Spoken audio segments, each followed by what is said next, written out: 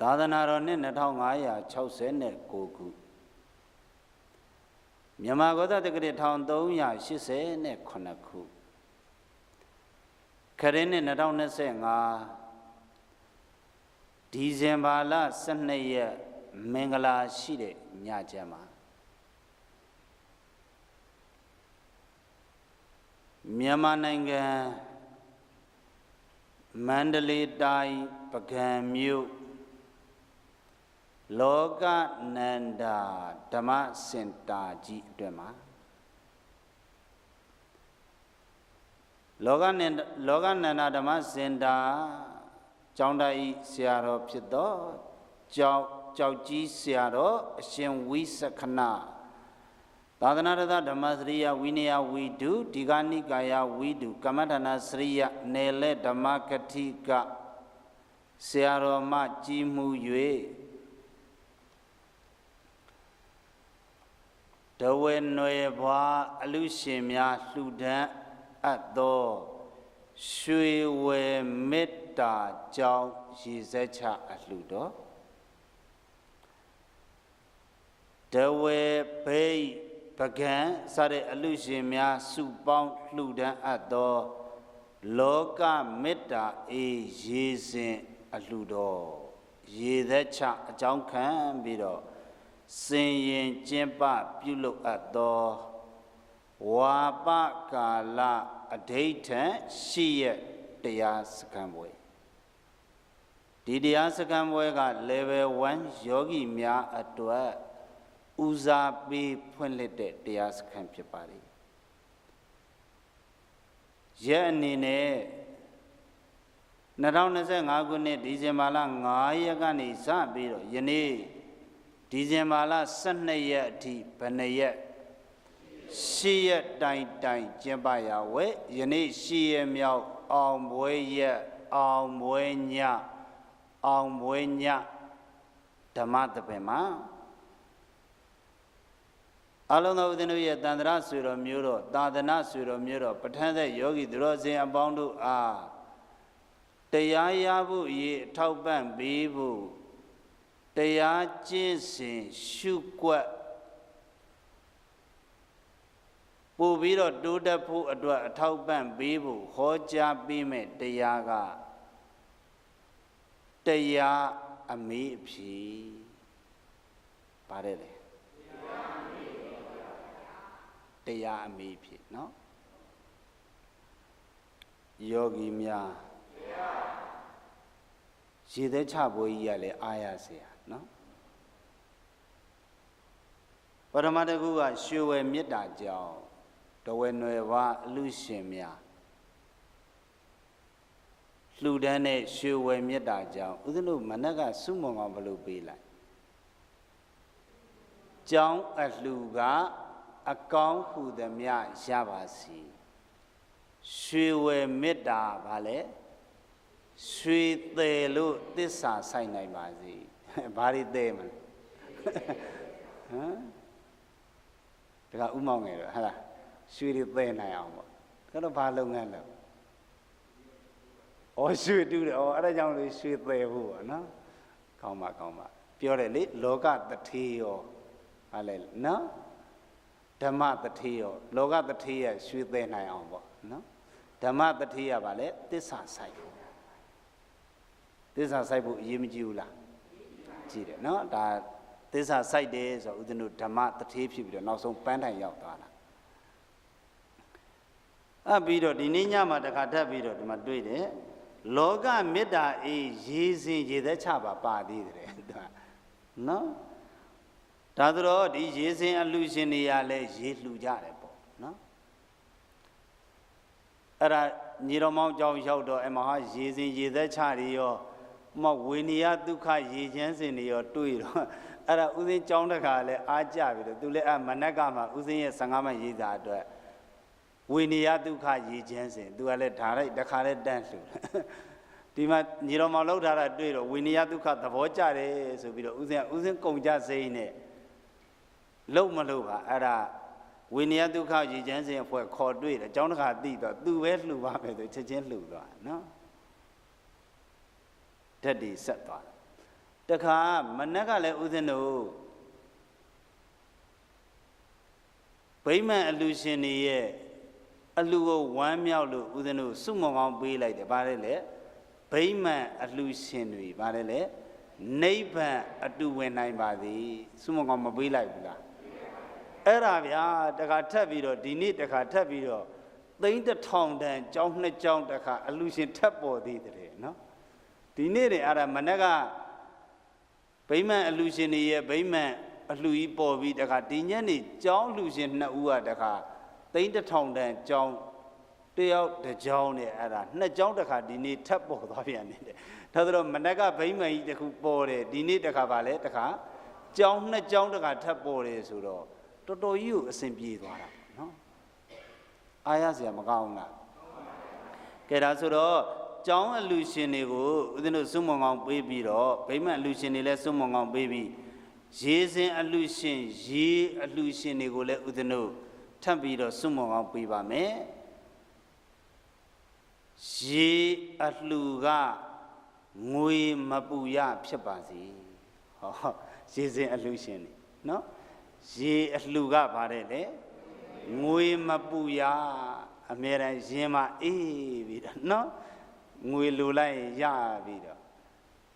အမြဲတမ်းအေးချမ်းတဲ့ဘဝတွေပိုင်ဆိုင်စေခြင်းနဲ့ပေါ့တချို့အများပေးတာတော့ပန်းလို့မွေးလို့ပါတယ်လေရေလို့အေးချမ်းကြပါစေဒါတော့အများပေးနေကြပေါ့နော်ဒါတော့တခါထပ်ပြီးတော့ပေးလိုက်တာပါလေရေအလှကငွေမပူရဖြစ်ပါစေဒါရေစင်အလှရှင်တွေရောနော်ဒါဦးဇင်းတို့စွမုံအောင်တောင်းပေးတာပြီးသွားရင်တော့ရေဆက်ချပေးမှာပေါ့နော်ဒီနေ့ဦးဇင်းတို့က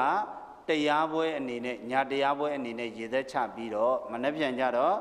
ဒီမျိုးပေါ်ကထေကြီးဝါကြီးဆရာတော်ကြီးတွေနဲ့ပါတခါထပ်ပြီးတော့ရေဆက်ထပ်ပြီးတော့ချပေးကြနော်ယောဂီများယနေ့ညအောင်ပွဲတရားကတော့ပထမနေ့ဟောတဲ့တရားတွေနဲ့မတူဘူးဘာတရားတဲ့တရားအမေးအဖြေဒီတရားအမေးအဖြေကိုလေမြတ်စွာဘုရားရှင်ရဲ့တရားဥတရားထုအကောင်းဆုံးတရားဓမ္မစကြာတရားတော်ကြီးကိုအခြေခံပြီးတော့ဟောကြနာကြမှာဖြစ်တဲ့အတွက်ကြောင့်ရှေးဥစွာမြတ်စွာဘုရားရှင်ကိုရောတိုင်းတရားဥတရားထုအဖြစ်ဟောကြားတော်မူအပ်သောဓမ္မစကြာပါဠိတော်တွေတဲကပထမဆုံးစာပိုင်းနဲ့ဦးဇင်းတို့ကိုယ်တိုင်ရေးဆက်တီကုံအပ်သောဓမ္မစကြာလင်္ကာဆောင်ဖို့ကိုတန်ပြိုင်ညီညီညာညာရွတ်ဆိုပူဇော်ကြစို့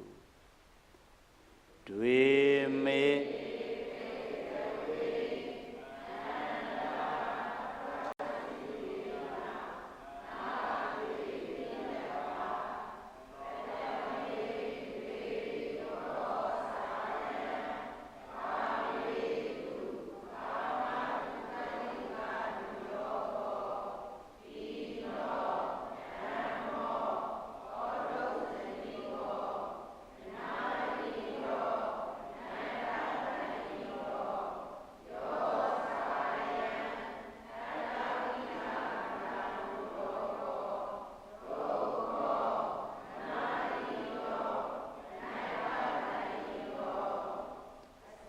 စွန်ဖဲကွာမကင်ပါသစ္စာဆိုင်အောင်ပွား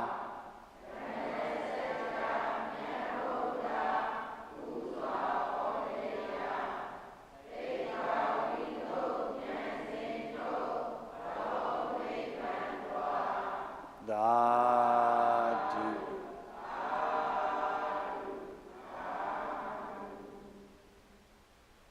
ယောဂီများဘယ်သွားကြမယ် အပြောသွားခြင်းလားအဟုတ်သွားခြင်းလားအဟုတ်သွားခြင်းနဲ့ဆိုရင်အာမထုတ်ဖဲနဲ့ရပါမလားဆောင်ဘုံမှာဘာတွေအာထုတ်ခိုင်းထားလဲဓမ္မစကြာသိက္ခာဝိသုဒ္ဓိဉာဏ်စဉ်တွေအာထုတ်ရဒါကိုပုံမြင်သာသွားအောင်အပေါ်မှာပြမယ်ဆိုရင်ဓမ္မစကြာသိက္ခာဝိသုဒ္ဓိဉာဏ်စဉ်တွေအာထုတ်ရအဲ့ဒါတွေအာထုတ်မှဘယ်သွားမယ်နိဗ္ဗာန်သွားမယ်ဒီနိဗ္ဗာန်သွားဖို့အတွက်ဒီတစ်ခေါက်တရားစခန်းပွဲမှာယောဂီများအတွက်ဥဒင်းတို့ခေါ်ကြားပေးတဲ့တရားဘယ်နှပုတ်ဖြစ်သွားမယ်5ပုတ်เนาะပြီးခဲ့တာ4ပုတ်အခုနောက်ဆုံးတစ်ပုတ်နဲ့ဆိုရင်5ပုတ်အဲ့ဒီ5ပုတ်ကလည်းတစ်ခုနဲ့တစ်ခုအချိတ်ဆက်မိမိလေးတွေသွားမယ်เนาะဘာဖြစ်လို့လဲဓမ္မမြေပုံကြီးပြင်မှထားလို့ပထမဆုံးနေ့ပထမဆုံးတစ်ပုတ်ဟောပေးတာကဘာတရားဓမ္မစကြာကျင့်စဉ်တရားဒါကပထမဆုံးခေါ်တဲ့ပြင်သာဝဂီ9ခုကိုခေါ်ပေးတဲ့တရားအနစ်ချုပ်လိုက်တော့အသားကြီးဘယ်နဲ့တုံး3တုံးဒုတိယတရားကတော့ဘာတရားလဲဓမ္မစကြာစက်ဝိုင်းကျင့်စဉ်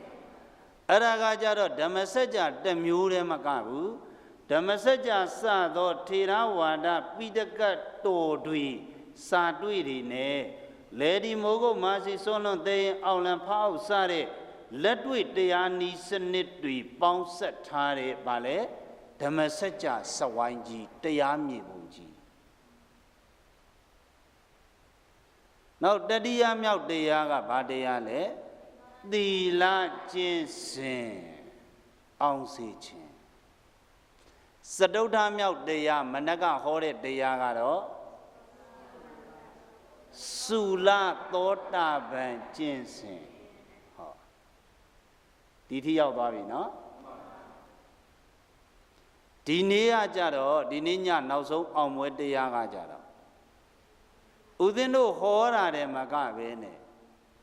လောကမှာရှိနေတဲ့တရားသမားတွေသိကျင်တဲ့အရာတွေကိုဦးဇင်းတို့ကပြန်ဖြေပေးတာကိုကဟောနေတာကြီးပဲမဟုတ်တော့ဘူးဗာလေ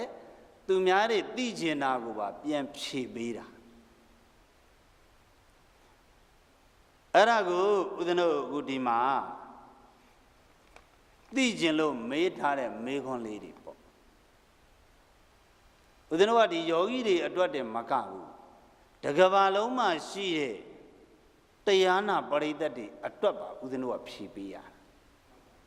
ဘာဖြစ်လို့လဲအခုဦးဇင်းတို့ဟောနေတဲ့တရား5ပုဒ်လုံးဟာတပြိုင်နဲ့တခါတဲ့ Facebook တို့ YouTube တို့ကနေ like တခါတဲ့လွှင့်ပေးနေဒါကြောင့်ဦးဇင်းတို့အခုဟောနေတာဒီပရိသတ်တွေအတွက်တည်းမကဘူးတကဘာလုံးမှာစိတ်ဝင်စားပြီးတော့ကြည်နေကြတဲ့ဝိနည်းယပရိသတ်တွေအတွက်ပါဦးဇင်းတို့ဟောပေးရဒါကြောင့်အခုအမေဖြေသည်လေဒီပရိသတ်တွေအတွက်တည်းမကဘူးဗာလေတကဘာလုံးက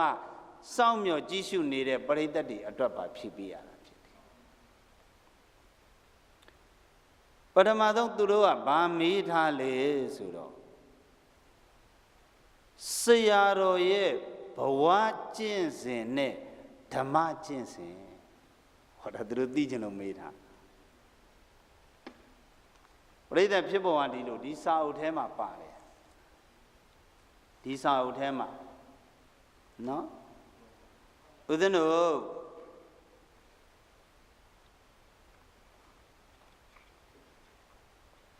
စာအုပ်ထဲမှာပထမဆုံးတရွက်ဒါဦးဇင်းတို့ပထမပုံစဝိုင်းဒုတိယတရွက်ကကြတော့စဝိုင်းနဲ့ပတ်သက်တာတတိယတရွက်ကကြတော့အဲ့ဒီစဝိုင်းရဲ့စူရိုးတွေပရိကံပြုပုံစတယ်စတုထအရွက်မှာကြတော့သူက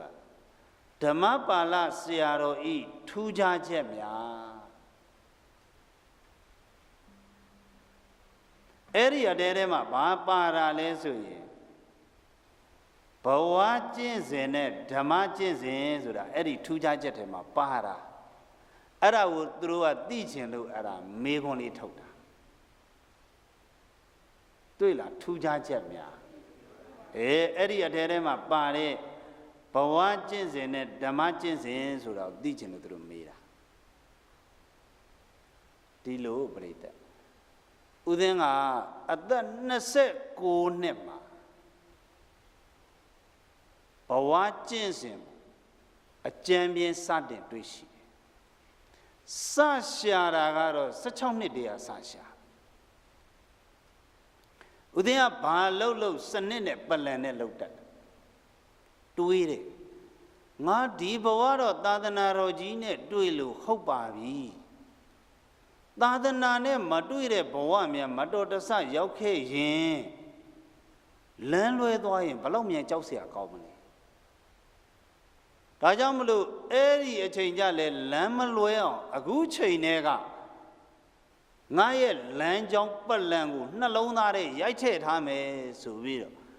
အသက်16နှစ်တည်းကဘဝကျင့်စဉ်စရှာလောကမှာတော့ရှိမှာပေါ့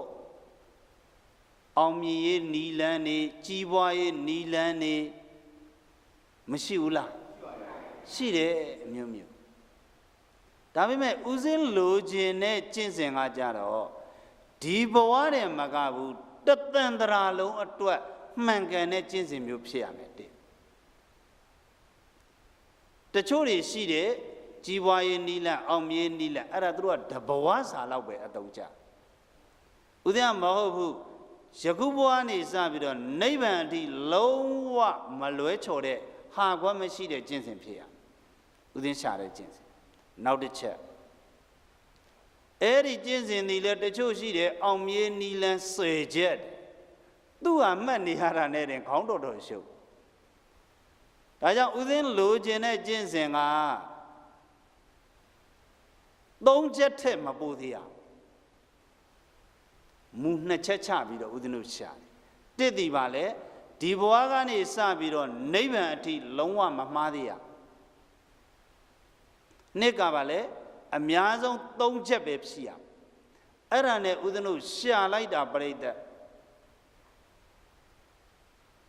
16နှစ်ကစရှာတာ29နှစ်ကြာမှအကျဉ်းတွေ့ပါတယ်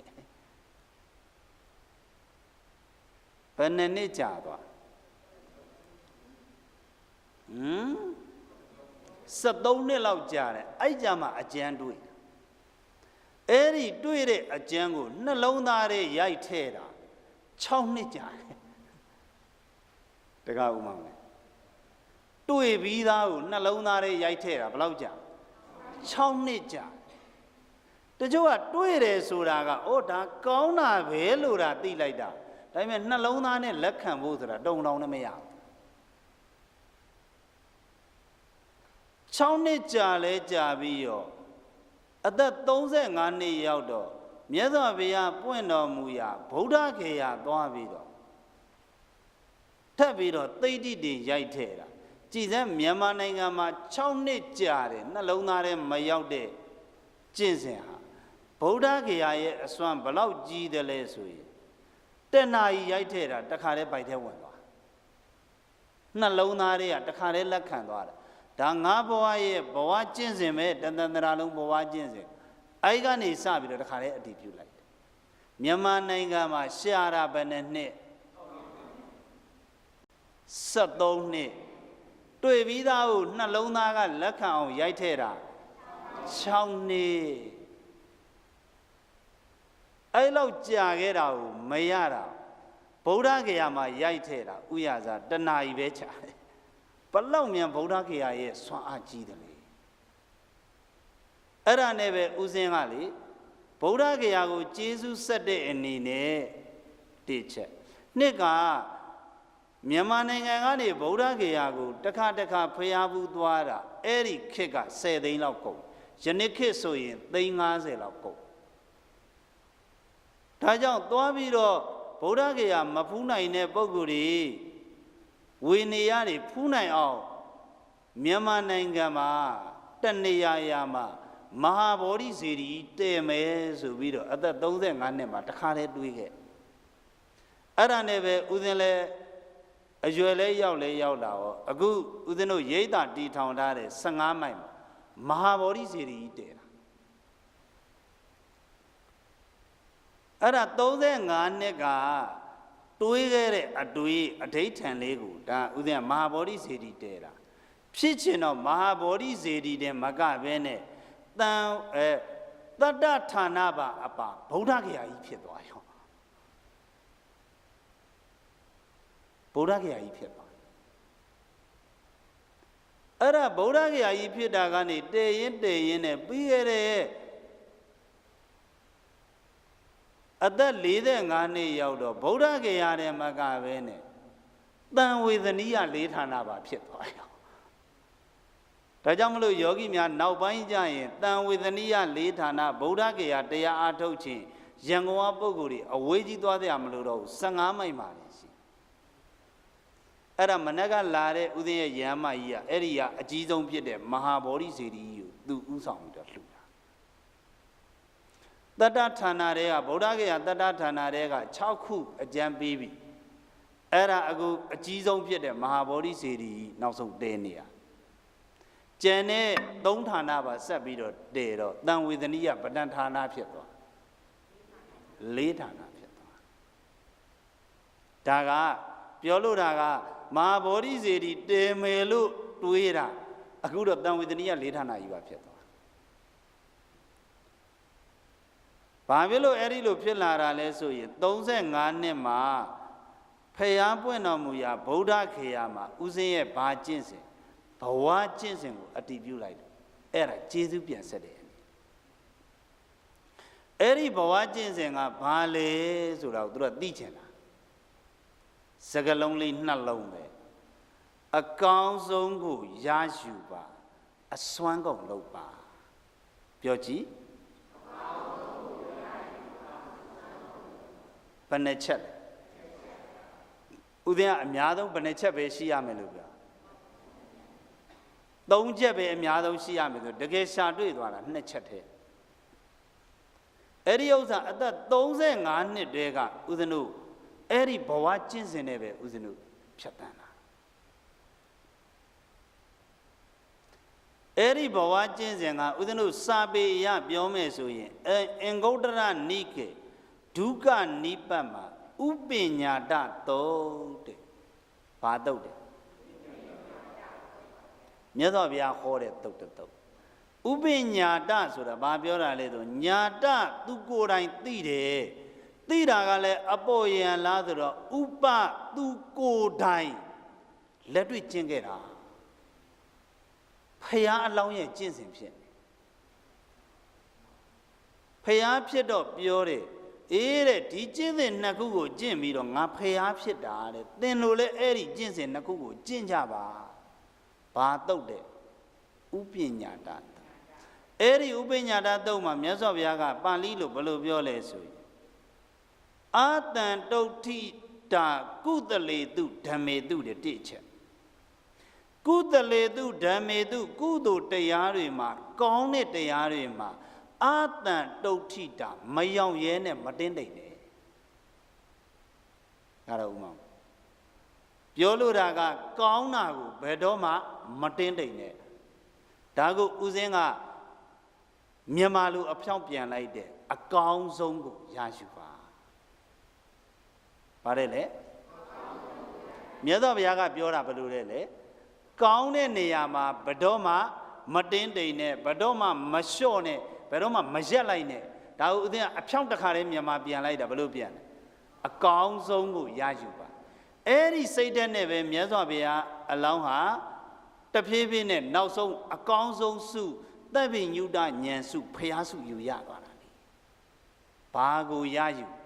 အကောင်းဆုံးကိုရယူပါနောက်တစ်ချက်အပတိဝါဏိတာသဗဒာနသမိန်နဲ့ဗဒာနသမိန်ကြိုးစားအားထုတ်နေတဲ့နေရာမှာလဲအပတိဝါဏိတာဘယ်တော့မှနောက်မဆုတ်နဲ့တယ်မြတ်စွာဘုရားကြိုးစားအားထုတ်ရင်လည်းပါတယ်လေနောက်မဆုတ်နဲ့ဒါကိုဥစဉ်ကအဖြောင့်ပြန်လိုက်တယ်အစွမ်းကုန်လုပ်ပါဘယ်လိုလုပ်တချို့ကအစွမ်းကိုအကုန်မထုတ်ကြတို့ကနန်းစိတ်ကနန်းလို့တော့ကဲထင်သလောက်အောင်မြင်ပါမယ်အပေါ်ယံလေးတော့အောင်မြင်မယ်ပေါ့ဗျာတကယ်အကောင်းဆုံးစုကြီးဆိုတာတော့ရဖို့လွယ်ပါ မလွယ်ဘူးအကောင်းဆုံးစုရခြင်းနဲ့ဆိုရင်တော့ဗာလဲအစွမ်းကုန်လောက်ရမှာပဲဒါဆိုတော့မြတ်စွာဘုရားပြောတာကကုသိုလ်တရားတွေမှာဘယ်တော့မှမတင်းတိမ်ပါနဲ့အဲ့ဒါဥစဉ်ကဘလို့မြန်မာပြန်လိုက်လေအကောင်းဆုံးကိုရယူပါနောက်တစ်ခါအပတိဝါနိဒါသပဒါနသမိတ်အားထုတ်တဲ့နေရာမှာဘယ်တော့မှနောက်မဆုံးနဲ့အဲ့ဒါကိုဥစဉ်ကကျင့်စဉ်အဖြစ်ရှင်းရှင်းလေးဘလို့ပြောလိုက်အစွမ်းကုန်လောက်ပါယောဂီများအဲ့ဒါဘဝကျင့်စဉ်ကြီးနှစ်ခုပဲအဲ့ဒီကျင့်စဉ်နှစ်ခုနဲ့ဖရာအလောင်းဟာဖရာဖြစ်တယ်လို့ဥစဉ်လဲအသက်35နှစ်ကနေစပြီးတော့အားထုတ်တာ45နှစ်အထိအကြံပြင်း10နှစ်လောက်အဲ့ဒီဘဝကျင့်စဉ်နဲ့အားထုတ်ပါအဲ့ဒီဘဝကျင့်စဉ်နဲ့ပဲဥစဉ်တို့သုတ်တံမှာစပြီးတော့တရားအားထုတ်တော့လေဥစဉ်တို့သုတ်တံမှာ2ရက်ခွဲမြောက်မှာအားထုတ်တော့အဲ့ဒါဥစဉ်ကအားထုတ်ရင်နဲ့အဲ့ဒီဘဝကျင့်စဉ်ကိုသိတိတင်ပြတာအာနာပါနဝင်လေထွက်လေတစ်ခါရှူတယ်အဲ့ဒါမှကောင်းဆိုပြီးတော့ဥစဉ်ကအဋိဋ္ဌံတယ်နောက်တစ်ခါအာနာပါနဝင်လေထွက်လေတစ်ခါလုပ်တဲ့စွမ်းကောင်းဆိုတာအကောင်းဆုံးကိုရယူပါစွမ်းဆိုတာကအစွမ်းကုန်လုပ်ပါအဲ့ဒါတော့ဝင်လေထွက်လေတစ်ခါလုပ်လိုက်တော့ဗာလဲကောင်းနောက်တစ်ခါဝင်လေထွက်လေတစ်ခါလုပ်ပြီးဗာလဲစွမ်းကောင်းစွမ်းဆိုပြီးတော့ဒိုင်းဆိုပြီးတော့အဲ့ဒါတရားပေါက်ထွက်သွားတာအသိတယ်အဲ့ဒါတုတ်တန်မှာဥစဉ်တရားစပေါက်တာအဲ့ဒီကောင်းစွမ်းနဲ့စပေါက်အဲ့ဒီလိုပေါက်လဲပေါက်ပြီးသွားရောဥစဉ်ရဲ့ဘဝကျင့်စဉ်တစ်ဖြတ်ပြီးသွားရောဘယ်ကိုလမ်းကူးသွားဓမ္မဆိုတဲ့ကျင့်စဉ်ကြီးနော်ဘဝကျင့်စဉ်ကနေပြီးတော့ဘယ်လမ်းကြောင်းပေါ်တင်ပေးလိုက်ဓမ္မဆိုတဲ့လမ်းကြောင်းကိုတင်လဲတင်ပြီးသွားရောဥစဉ်ကကဲကောင်းစွမ်းနဲ့တော့ငါဓမ္မလမ်းကြောင်းပေါ်ရောက်ပြီဒီဓမ္မလမ်းကြောင်းကြီးကိုလည်းအကောင်းဆုံးပေးခြင်းတယ်ဒါနဲ့ဘာလုပ်လဲတခါဗုဒ္ဓဂေယတစ်ခေါက်ပြန်သွားပြန်ရောကျောင်းတက္ကကြီးဥယျာဉ်လို့ပါဗုဒ္ဓဂေယတစ်ခေါက်ပြန်သွားပြီးတော့တရားသမားတွေအတွက်လေအကောင်းဆုံးစနစ်ကိုပေးခြင်းတယ်အဲ့ဒီလိုပေးတဲ့နေရာမှာတရားသမားတွေကိုကြည်ရတာအယံတနာတာဟူဟာလိုဒီဟာလိုနဲ့ဓမ္မခန္ဓာပေါင်းဘလောက်84,000နဲ့မူးနောက်နေကြတာငါရဲ့တရားယောဂီတွေလောကမှာရှိတဲ့တရားယောဂီတွေကိုဓမ္မခန္ဓာပေါင်း84,000နဲ့မမူးနောက်ဖဲနဲ့အနှစ်ချုပ်ပြီးတော့အကောင်းဆုံးတရားကျင့်စဉ်နဲ့ပွေးခြင်းနဲ့ဆိုပြီးတော့ဦးဇင်းတို့ဗုဒ္ဓဂေယတန်ဝေဒနိယ၄ဌာနမှာသွားရှာတာနောက်ဆုံးတော့တွေ့ခဲ့ပါတယ်စောင့်ရှုစွန့်လို့ပြောကြည့်အပမဒေနာကံပါဒေထပြောကြည့်အဲ့ဒီနှစ်ခုကိုတွေ့ခဲ့တော့တာအဲ့ဒါဒီတရားကျင့်စဉ်ပါပဲဗျာဘဝကျင့်စဉ်နဲ့ဓမ္မကျင့်စဉ်ဘာကျင့်စဉ်နဲ့ဘာကျင့်စဉ်ယောဂီများသဘောရှင်းသွားတယ်နောက်တစ်ခုတတိပဋ္ဌာန်ကျင့်စဉ်အစဉ်စဉ်ကိုသိလို့ပါလေဒါကလည်းဦးဇင်းတို့မြန်မာနိုင်ငံမှာတတိပဋ္ဌာန်ဆိုတဲ့တရားတော်ကအရင်နာမည်ကြီးပါဦးဇင်းတို့အရင်လေးသားဂရုကာတော်ကထားအပ်တယ်မာစီဆရာတော်ဖရာကြီးဟာမြန်မာနိုင်ငံရဲ့တရားလောကကမ္ဘာတရားလောကကြီးမှာတတိပဋ္ဌာန်ဦးစားပေးပြီးတော့စံချိန်တင်အောင်ပြခဲ့တာဘယ်ဆရာတော်ကြီးလဲတကယ်ကြည်ညိုစရာမာစီဆရာတော်ဘုရားကြီးရဲ့ကောင်းကွက်တွေအများကြီးတဲ့ကဦးဇင်းတို့၃ခုလောက်ဆွဲထုတ်ပြောရရင်တိချက်စထတန်ခါရဲ့နာကြီးကိုဥဆောင်ပြီးတော့ဆောင်ရွက်သွားတာဆရာတော်ကြီးကဥဆောင်မေးတယ်ဖြေတာကမင်းကုန်းတိပိဋကဆရာတော်ကြီးကဖြေတယ်အဲ့ဒါတော့မာစီဆရာတော်ဘုရားကြီးဟာအယံလေးသားကြီးညိုစရာကောင်းတာကဘယ်တန်ခါယနာကြီးစထတန်ခါယနာကြီးကိုဥဆောင်သွားတယ်ဥဆောင်နေတဲ့မှာပါသွားတယ်နောက်တစ်ချက်ဦးဇင်းရဲ့ဖွားဘတ်တော်ဖြစ်တဲ့ဘာလဲအဲ့ဒီဓမ္မစကြာကိုမာစီဆရာတော်ဘုရားကြီးကတော်တော်အလေးထားတာဗျာအဲ့ဒါကိုတော်တော်များများမသိချမာစီဆရာတော်ကြီးကဒီမာစီရိတ်တာကြီးစတယ်တော့ အဲ့ဒီဓမ္မစကြာကြီးနဲ့ပဲအရင်သိတိတင်ပြီးမှတည်တာလေနောက်ပိုင်းမာစီအခွဲတွေတည်ရင်လေအဲ့ဒီဓမ္မစကြာနဲ့ပဲအရင်စတာဓမ္မစကြာနဲ့တော်တော်သိတိတင်ပြီးသွားတော့မှနောက်ပိုင်းလက်တွေ့တွေတရားတွေပြပြီးဆိုမှတတိပဋ္ဌာန်ဆိုတဲ့ဥစ္စာကိုသွားတာဒါကြောင့်ဦးဇင်းကလည်းဓမ္မစကြာခရစ်စီမာစီဆရာတော်ဘုရားကြီးကလည်းဓမ္မစကြာခရစ်စီပဲဒါဦးဇင်းနဲ့ပဋ္ဌာန်းဆက်ခြင်းတူတာနောက်နံပါတ်3ကတော့မြန်မာနိုင်ငံနဲ့ကမ္ဘာတရားလောကကြီးမှာဘာတရားတော်ကြီးတတိပဋ္ဌာန်တရားတော်ကြီးကျေပြန့်ဥဆောင်ခဲ့တာကြီးညိုစရာမကောင်းအဲ့ဒီမှာဦးဇင်းတို့တတိပဋ္ဌာန်ကိုပြောတော့မယ်ဆိုရင်ဒီမှာတိလားကျင့်စဉ်အဲ့ဒါကိုကြော်လိုက်ဒုတိယမြောက်ကဘာကျင့်စဉ်တမာတိကျင့်စဉ်တမာတိကျင့်စဉ်မှာမဂ်ခင်3ပါးရှိတယ်ဘာတွေလဲတမ္မာဝါယမတမ္မာတတိတမ္မာတမာတိမဂ်ခင်ဘယ်နှပါးအဲ့ဒီအထဲထဲမှာနံပါတ်1ကဘာမဂ်ခင်လဲတမ္မာတတိမဂ်ခင်ပြောကြည့်အဲ့ဒီတမ္မာတတိမဂ်ခင်ဆိုတာတတိပဋ္ဌာန်ကိုပြောတာပဲတတိပဋ္ဌာန်ဆိုတာတခြားပြောတာမဟုတ်ဘူးအဲ့ဒီတမ္မာတတိမဂ်ခင်ကိုအကျယ်ချဲ့ထားတာကိုပြောတာယောဂီများမြင်သွားပြီလားဒါဆိုတော့အဲ့ဒီတမ္မာတတိဆိုတာကိုနည်းနည်းလေးအကျယ်ထည့်ချဲ့လိုက်တော့တတိပဋ္ဌာန်ဘယ်နှပါးလဲ၄ပါးဖြစ်သွားတတိပဋ္ဌာန်၄ပါးဆိုတာဘာတွေလဲကိုယ်တတိဝေဒနာတတိစိတ်တတိဓမ္မတတိပြောကြည့်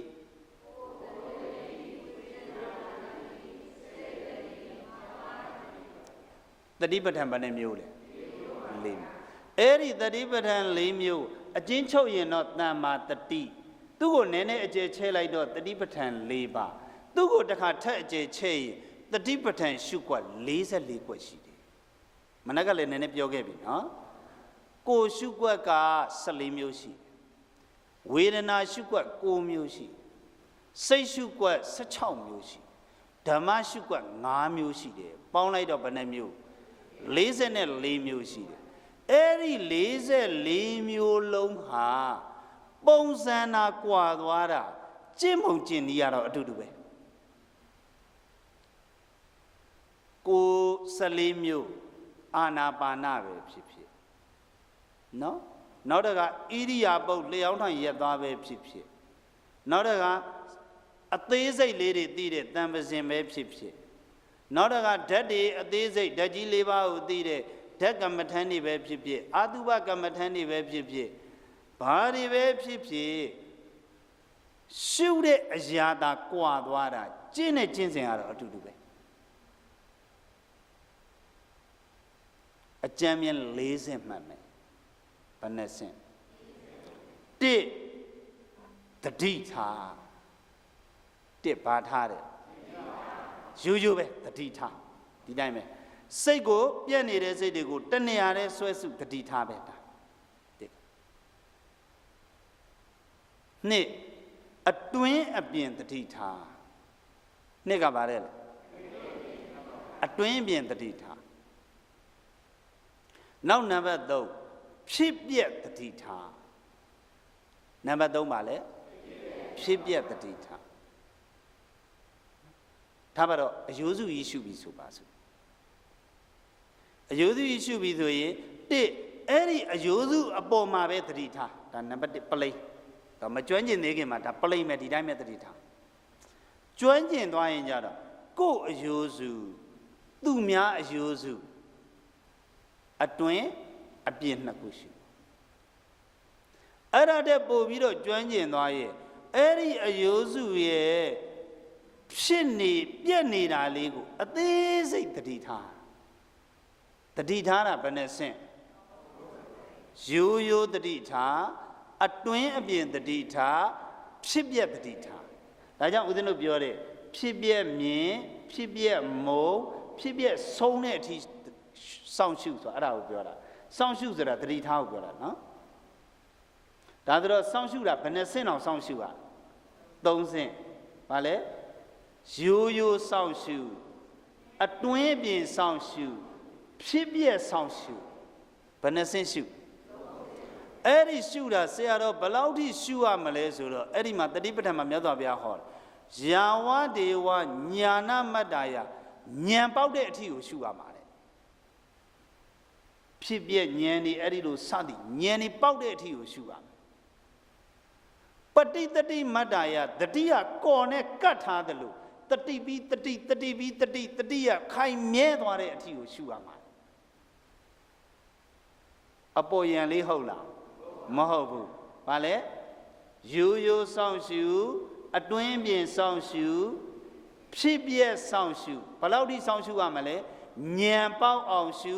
တတိပေါက်အောင်ရှုအဲ့လိုရှုရတာဆရာတော်ဒီပြောတော့ဉာဏ်ပေါက်တတိပေါက်တတိကိုပိုင်နိုင်သွားပြီဖေဟာဒါဆိုရင်ဘာလုပ်ရမလဲဆိုတော့မြတ်စွာဘုရားကနံပါတ်၄ထပ်ပြောတယ်အာနိတိတောစဝိဟရတိတဲ့မမိတော့နဲ့နာစကိဉ္စီလောကေဥပါတိယတိမဆွဲတော့နဲ့တဲ့ဘာလုပ်ရမှာလဲစွန့်ချလိုက်တော့ဘာလုပ်လိုက်ရတာစွန့်ချလိုက်ရတော့ဟောအဲ့ဒါလာပြီစွန့်လို့ယောဂီများသဘောရှင်းရလားတတိပဋ္ဌာန်မှာရှုွက်ဘယ်နှဆင့်ရှိတာလဲ၄ဆင့်ရှိတယ်နော်ဘာလဲရိုးရိုးစောင့်ရှုအတွင်းပြင်စောင့်ရှုဖြစ်ပြက်စောင့်ရှုစွန့်လို့ဘယ်နှချက်ဒါကြောင့်အပ္ပမဒေနတံပါဒေထဆိုတာလဲစောင့်ရှုစွန့်လို့ပဲတတိပဋ္ဌာန်ကျင့်စဉ်၄ဆင့်ဆိုတာလဲစောင့်ရှုစွန့်လို့ပဲသဘောရှင်းရဲ့လားဒါကြောင့်ဦးဇင်းပြောတာသီလကျင့်စဉ်ဆိုတာလဲဘာလို့ရမှာလဲစောင့်ရှုစွန့်လွတ်ပဲတော့ချို့တို့တမာရီကျင့်စဉ်ဆိုတာလဲစောင့်ရှုစွန့်လွတ်ပဲပညာကျင့်စဉ်ဆိုတာလဲစောင့်ရှုစွန့်လွတ်ပဲဆိုတာအဲ့ဒါပြောတာယောဂီများသဘောရှင်းပြီလားတတိပဋ္ဌာန်44ခုလုံးရဲ့ရှုွက်ဟာအဲ့ဒီ၄ဆင့်ပါပဲဗျာအနှစ်ချုပ်လိုက်တော့စောင့်ရှုစွန့်လွတ်ပါပဲယောဂီများသဘောရှိပြီလားအဲ့ဒါတတိပဋ္ဌာန်ရဲ့အနှစ်ချုပ်ပါပဲဗျာအဲ့ဒီအနှစ်ချုပ်ကိုနားလည်သွားရင်တတိပဋ္ဌာန်ရှုတယ်တတိပဋ္ဌာန်ရှုတယ်ဆိုတာတခြားလားစောင့်ရှုစွန့်လွတ်လားဒါပဲနောက်ဆုံးတော့ဖရာရဲ့တရားတွေအားလုံးကနောက်ဆုံးအနှစ်ချုပ်တော့ဒါပဲဒါကြောင့်ပရိနိဗ္ဗာန်စံကန်ကြီးတော့အပ္ပမဒေနတံပါဒေထပဲဒါပဲပြောခဲ့တာစောင့်ရှုစွန့်လွတ်နေဖို့ပါပဲဒါကြောင့်ယောဂီများဓမ္မပါဠိဆရာတော်မေ့ရင်မေ့အဲ့ဒီစောင့်ရှုစွန့်လွတ်တော့မမေ့နဲ့ဘယ်အထိပို့ပေးမှာမို့လို့နော်ကဲနောက်တစ်ခုမေးခွန်းကဒီတက်ခါစိတ်ရှုနီး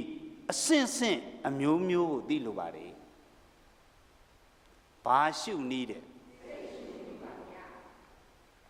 ဒါဆိုရင်ဦးဇင်းတို့ဓမ္မစကြာစက်ဝိုင်းမှာကြည့်လိုက်မယ်ဆိုရင်စိတ်နဲ့ပတ်သက်တာဘယ်အကွက်လဲ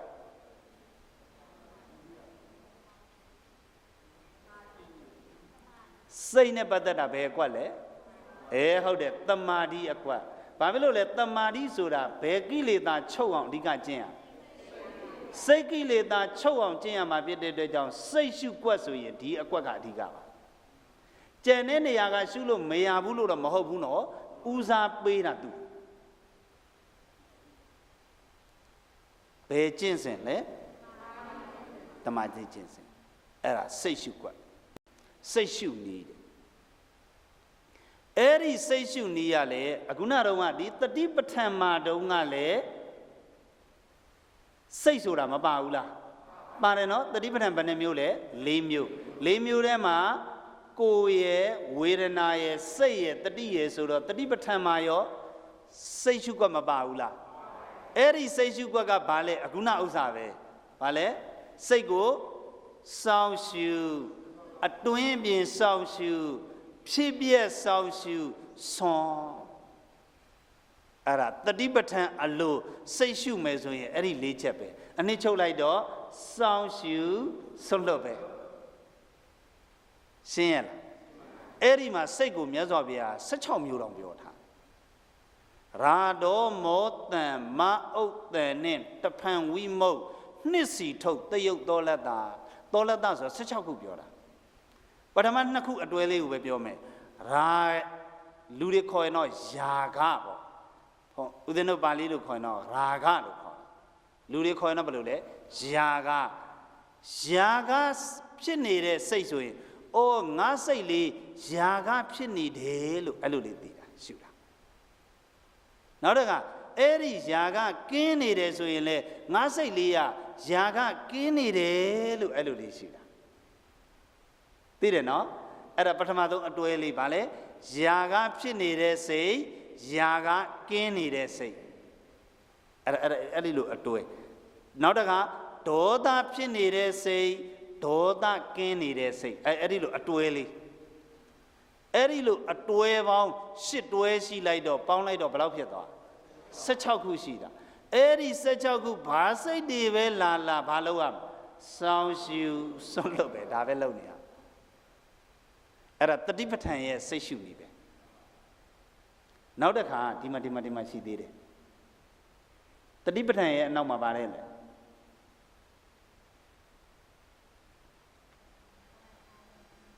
ကမ္မထံ40ဆိုတာဝိသုဒ္ဓိမတ်တို့မှာရှိသေးတယ်ဗျာသူကဘာလောက်တာလဲဆိုဥပမာပေါ့နမုနာကတိုင်းနေရှုတာ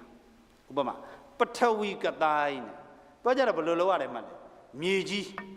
အဲ့လိုမြေကြီးကိုအရှိမအဝင်းအဝိုင်းလေးတစ်ခုလောက်ထားအဲ့လိုလုပ်ပြီးတော့သူကကြည့်တယ်မြေကြီး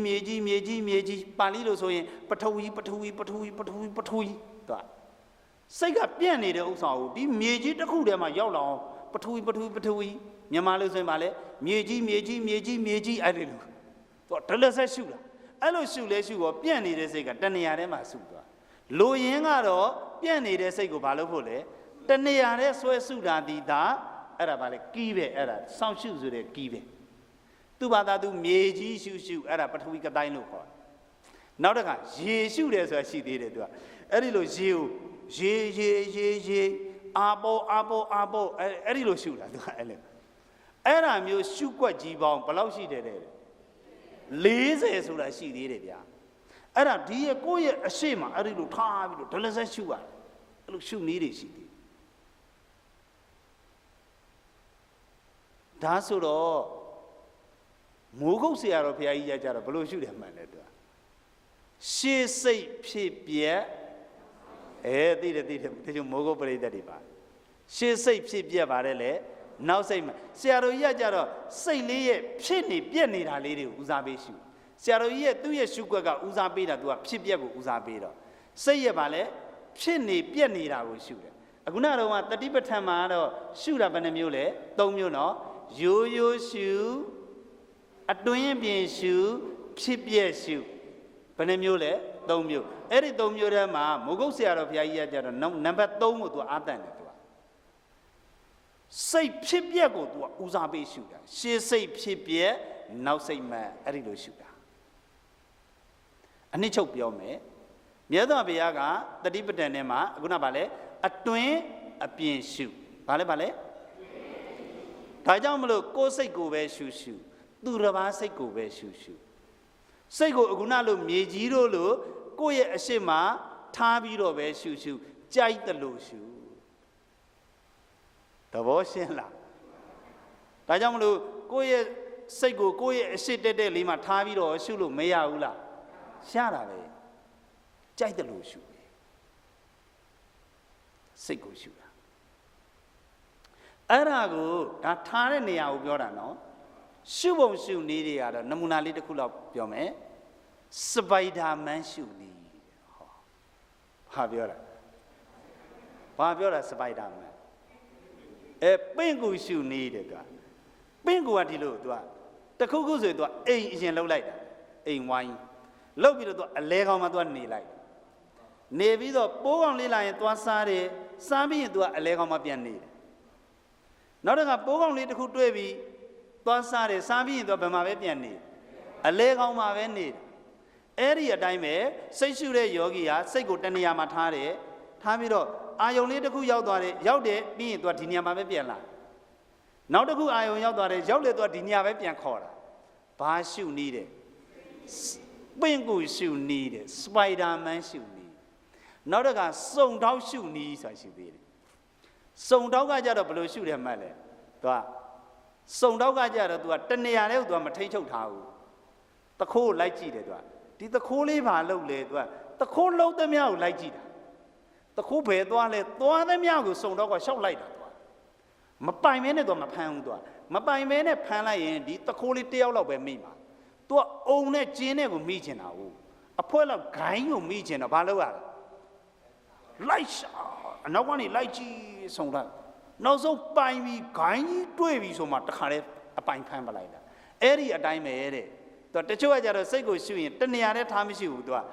အဲ့စိတ်လေးတွေပေါ်လာသမျှအကုန်လိုက်ရှုနေတာသူကအဲ့လိုရှုရင်းနဲ့သူစုံတော့ကြီးလို့ကျွမ်းသွားတာသူကအဲ့ဒီစိတ်ကလေးဘာအလုံးလုံးတယ်ဆိုတာကျွမ်းသွားတာအဲ့ဒီလိုရှုပါများလာတော့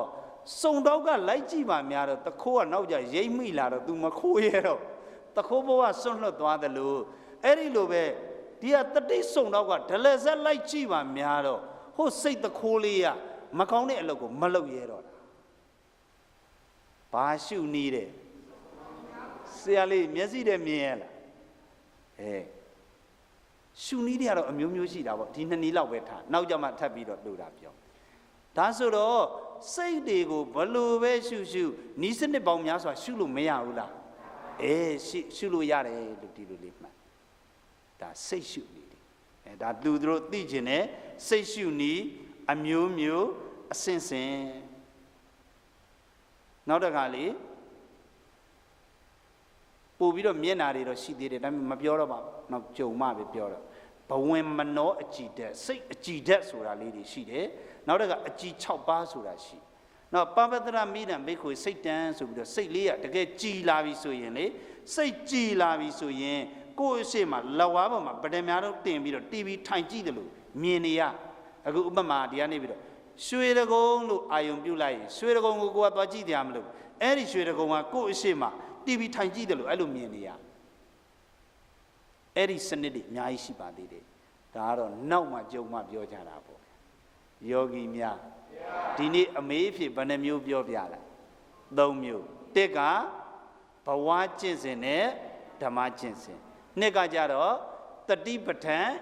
ကျင့်စဉ်အစဉ်စဉ်သုံးကကြတော့စိတ်ရှုနည်းအစဉ်စဉ်အကျဉ်းမြင့်ရောသဘောရှင်းရဒါကြောင့်မလို့ယောဂီများဦးဇင်းတို့အရသာ2မျိုးပေးတယ်ပထမ4ပုဒ်ကတော့ဦးဇင်းတို့ဟောတာကိုပဲနားလဲအောင်ဟောပေးတယ်ဟောတာကိုဦးစားပေးတဲ့စနစ်ဒီနေ့ညပေးလိုက်တာတော့ဗာလဲလေသူတော်ဘာတွေသိကျင်နေတဲ့အရာကိုဦးဇင်းတို့ကပြန်ပြီးတော့အလင်းပြပေးတာဖြည့်ပေးတဲ့စနစ်ဘယ်ဟာပိုကြိုက်အမေးဖြစ်ပိုကြိုက်လားနှစ်ခုလုံးကိုကြိုက်လားဟုတ်ပါပြီကဲဒါဆိုတော့ယောဂီများလည်းအသင်တရားသဘောလေးတွေပေါက်သွားပြီဒီတဲ့ပို့ပြီးတော့အစင်းပြင်းခြင်းနဲ့ဆိုရင်တော့နီးစနစ်3မျိုးပေးထားတယ်နော်တစ်ကဦးဇင်းတို့ဒီမှာစာအုပ်လေးတွေလက်ဆောင်ပေးထားတယ်